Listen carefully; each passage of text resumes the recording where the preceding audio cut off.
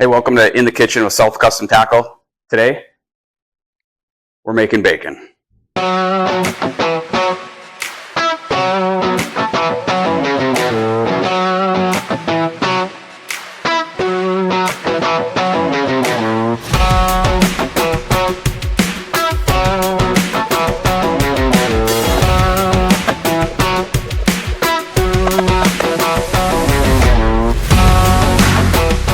Alright, for this we need pork shoulder, bone-in. Main key ingredients for curing is salt. I use Aldi's iodized salt. I know you can use salt with nitrates in it, but I've found that this stuff works perfect for what I'm using. Maple syrup, brown sugar, and then I add a little bit of cinnamon and cumin just for a little bit of flavor. You don't really taste it in the bacon as much as just kind of when you're in the rub. And then 2-gallon Ziploc bags for the curing process. Alright, so one thing, open the Ziploc bags, probably getting your hands dirty, because as soon as you start chopping on the meat, you're going to have to put them in these bags anyway, so that's one thing I do. Alright, just like we did in the brat video. So we've got the bone-in shoulder here. What I'll do is I'll start on the kind of the end of the smile, as I call it, and work around. Keep that knife parallel to the countertop. Bring it around.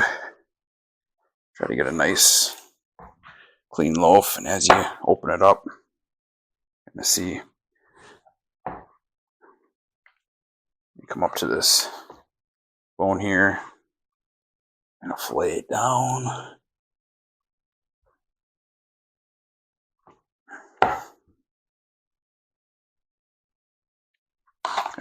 There's one. That'll cure into slices of bacon. So throw one in one bag. Usually when I do bacon, since I'm doing one, I might as well do a bunch of it. So actually I'm going to do 4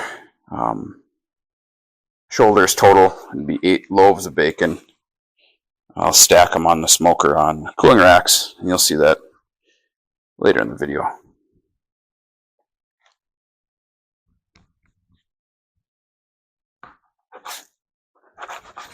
And I'll save this, a little bit of meat on it for the pork soup I make later. A little bit of fat cap on here. You can trim it up if you really wanted to, but bacon fat's good. Love it. All right. Yeah, there's one. Got 4 more to do.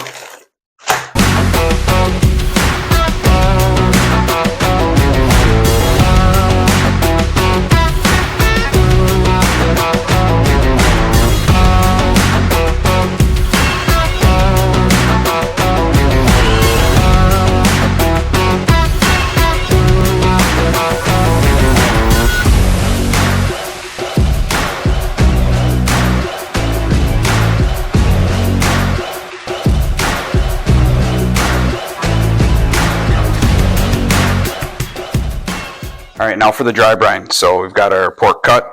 It's simple. It's going to be a half cup of Aldi's iodized salt. For some reason, that's what I found works best.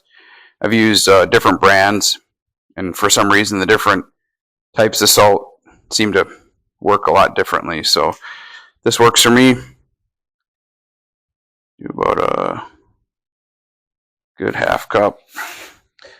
Half to 3/4 cup of brown sugar.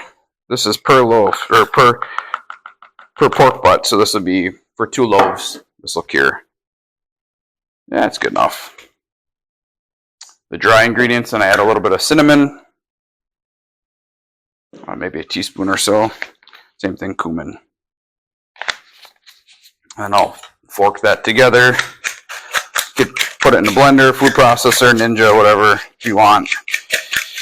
Speed up the process, but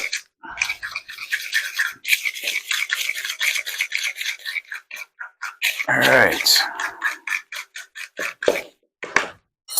So then you take your two loaves for this set of cure, and these are about 8 to 9 pound loaves. Prior to taking out the bone, there's smaller ones you can get, 6-7 pounders. I try to stay something with a decent slice. So I'll take about almost a half cup full, and I'll flip that bag up so I can get one side about half of that half cup. Same thing.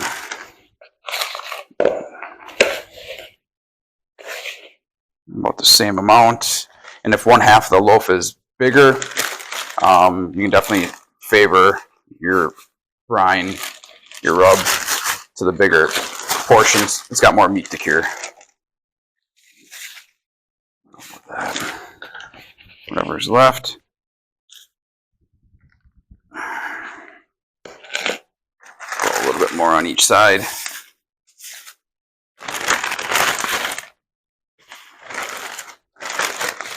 This is the hardest part. And then after this, we'll let it cure for 10 days. Flipping it every day down in the fridge. So what I'll do now is I'll kind of evenly distribute that cure before I put the maple syrup in it. Otherwise it makes it real gummy and tacky, and it won't kind of spread as easy. So try to coat it evenly if you can. Once it starts pulling out moisture, it'll all be sitting in a wet brine. So it will cure the whole loaf as you're flipping it, but this just makes it a little bit easier. So you've got it. There we go, completely covered. Got these two guys ready to go. There we go. You can see them. And we'll take about 3/4 cup of maple syrup. And we're going to do the half sides again. About a little bit on each side. Flip it over. A little bit on that side. Same thing here. A little bit on that side. A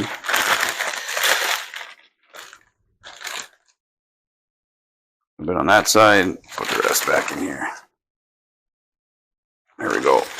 All right. So I'll seal up these bags. Squeeze the air out. And I'll wipe them down. It's not a huge mess. When you're flipping it every day, you don't want the bag full of pork meat and sugar, and yeah, that's it. So I'll stack them up on cookie sheets, stack them in the fridge, and then flip them every day for 10 days. All right, so we got them all on a cookie sheet. I stack them in nice and tight so that when they're in the bag, the juices don't, when they start to weep and pull out the moisture and cure in a wet brine, the bags will fill with the liquid. And sometimes if you just have it laying in the fridge, that'll just kind of pool to the side and not actually be curing that meat. So if I keep them contained in a cookie sheet like that and stack another one on top, keeps all the brine inside, keeps it all nice and compact.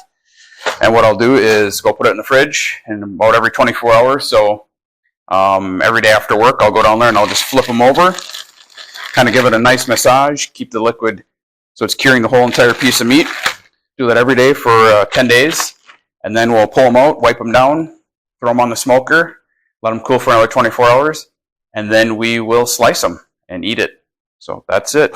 That's how we make our bacon. They're going in the fridge. All right, what's going on, guys? Forgot to film the first day. Totally blew my mind about flipping these guys, but that's okay. So I'll show you what we do here. So I've got bacon on storage on cookie sheets, and just pull it out after 24 hours and every day after that. And you want to make sure that that bacon, all that dry brine, is getting into suspension, is dissolving into the liquid coming out of the meat. So you want to flip it over. If there's any brown sugar and kind of gritty looking stuff from the sugar and salt, you want to kind of get that into that liquid and flip it over. So you do that for every loaf. Actually here you can see it's kind of up in the bag. So you want to get that back down, flip it over, repeat the process. There we go. Flip that one.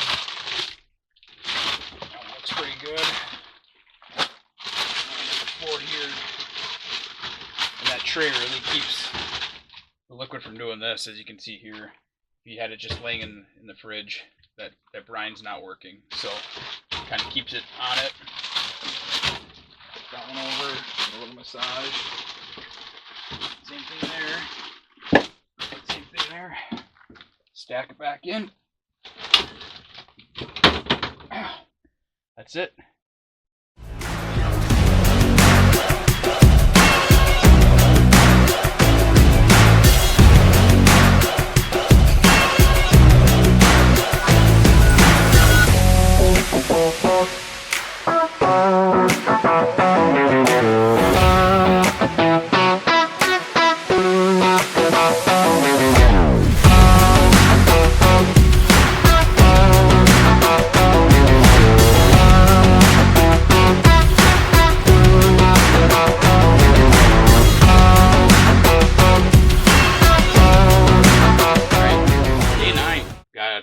One more night to cure, so we're gonna flip them, and then tomorrow pull them, drain them, and smoke them. Let them rest for a couple of days, and then I'll slice them on Saturday because it's just convenient and package. So let's see what they look like on day 9. All right, you can stand right there, buddy. All right. Definitely a ton of liquid juice. Yeah, that's bacon juice. Bacon juice. Mm-hmm. Juice. Yep. Bacon juice. Making bacon. Bacon juice. Definitely firmed up. Lumpy tootie. Flip them over. Oh yeah, they're feeling pretty firm. Almost get like a darker color to them too in the curing process. There. They are. Next time we'll be pull them and smoke them. Right? We like bacon? Yeah. All right, let's go. Ready? Hey, we're at day 10. Let's do this. All right, so what we're going to do is we got all the loaves here out of the halves of pork butt. 10 days. What we're going to do is pull them out. Try to make less of a mess as you can. Bring your trash can close. Throw the bag away. And we're just going to wipe off. We don't want all the excess moisture on the grill. Just basically wipe them off and repeat the process for all 8. What we'll do then is we'll take our meter probe, which is my Bluetooth wireless meat thermometer, and we'll put it in the thickest slab of bacon, and then we'll watch the temp on the phone from there. Try to keep it about 140 degrees. You're going to cook bacon anyways. You're never going to eat it raw. So try to get the finished temp about 140.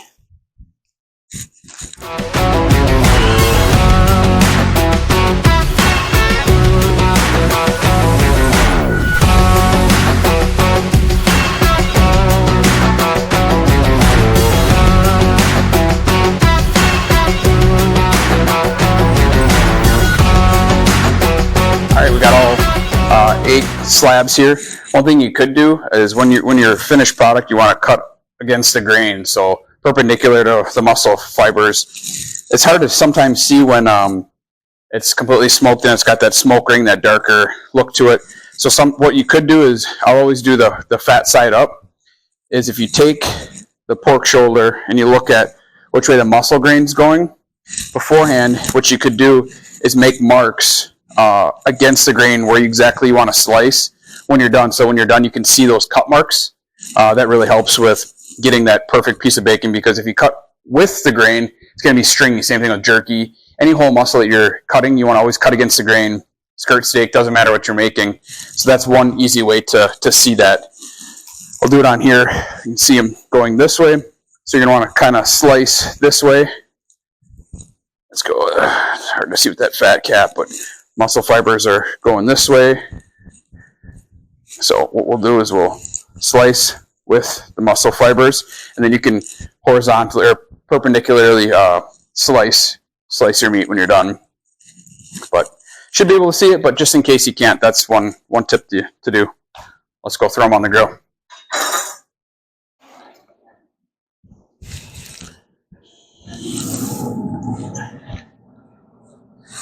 All right, one thing I failed to mention is that if you wanted to put a rub on your bacon, that'd be the time to do it after you've had it dry. You could do I've experimented with black pepper or a different rub, but I just like it kind of plain Jane.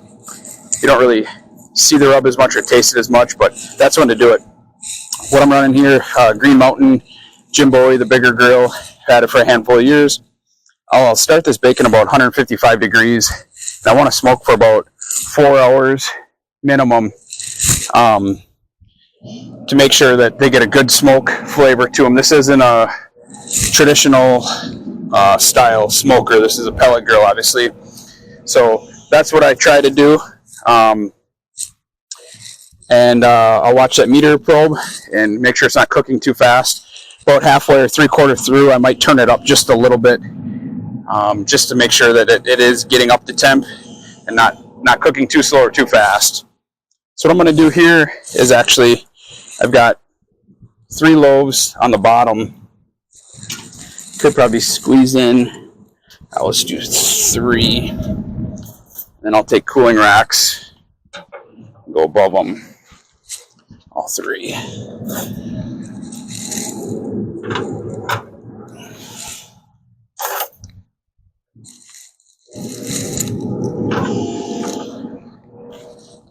And I'll start with my, you kind of want to offset them if you can a little bit. You want airflow to get through them. Try to get that one back there. But yeah, I like to do a lot of my smoking meat projects in winter because once it's done, you have to cool it in order to slice it. Anything with snack sticks, bacon, anything that requires cooling to package. In summer, it takes a lot longer and more fridge space to cool. When I'm done with this, I'll actually just shut this grill off and let it sit for a couple hours. In the cold Wisconsin weather, I'll actually bring them down to a fridge temp, so you don't have to take up half of your fridge, and also then it doesn't smoke up your fridge for a couple of days. But yeah, so that's that. Got them going. Push these back just a little bit. There are hot spots, so I'll come out every hour and look at them and rotate them if needed, flip them around. It's not perfect, but it turns out great. So that's how we're rolling. All right.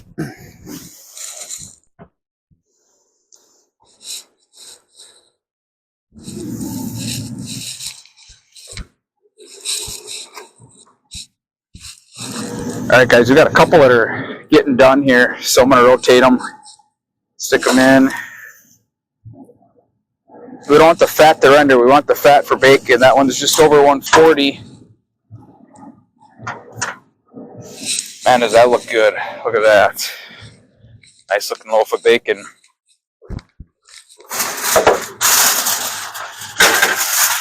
Let's see what else is done.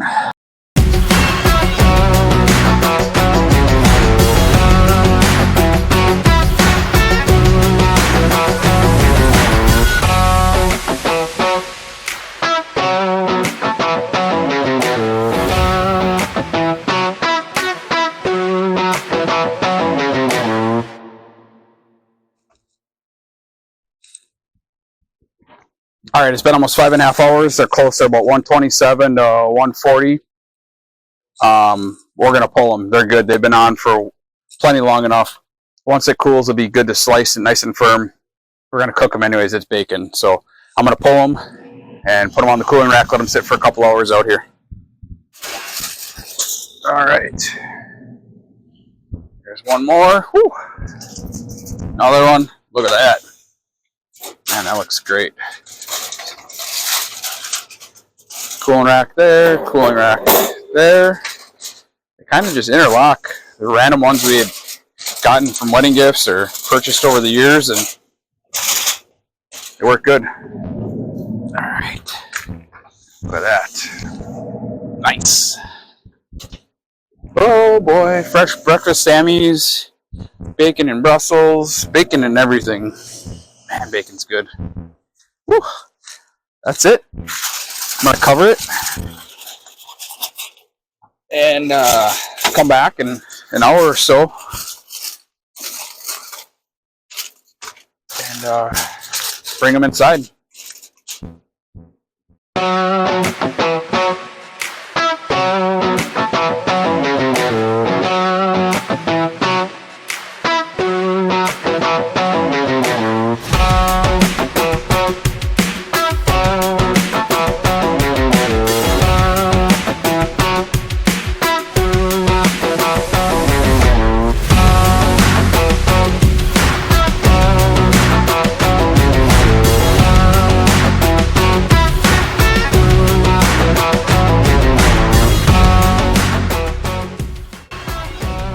Let's look at this fresh bacon.